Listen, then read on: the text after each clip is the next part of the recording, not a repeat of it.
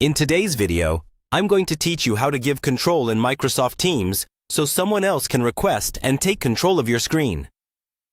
Let's start from the moment you're already in a Microsoft Teams meeting. First, make sure you've joined the meeting properly, with audio and video set the way you want. Once you're in, look for the Share button on the meeting toolbar, usually found in the middle or top of your screen, depending on your layout. Click Share to open the sharing options. Here, you'll see several choices. You can share your entire screen, a specific window, or a particular app. Choose the option that makes the most sense for what you want others to see. If you're not sure, sharing your entire screen is often the easiest. But remember that anything visible on your screen can be seen by others.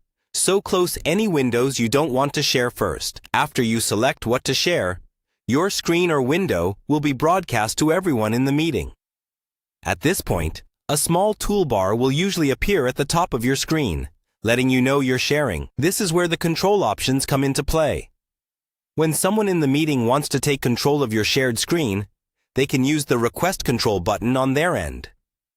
As soon as they do this, you'll see a notification appear on your screen asking if you want to accept or deny the request. Take a moment to confirm that it's the correct person. Then click Accept if you're comfortable giving them control. Once you accept, the other person will be able to move your mouse, click buttons, and type using their own keyboard. This is very useful for remote support, collaboration on documents, or walking someone through a process. While they're in control, you can still see everything they're doing in real time, and you can always take control back. To do that, look at the sharing toolbar again and choose the option to stop them from controlling, or simply stop sharing your screen entirely. When you're finished collaborating, click Stop Sharing on the toolbar. This ends the screen share and automatically removes their control. That's all there is to it.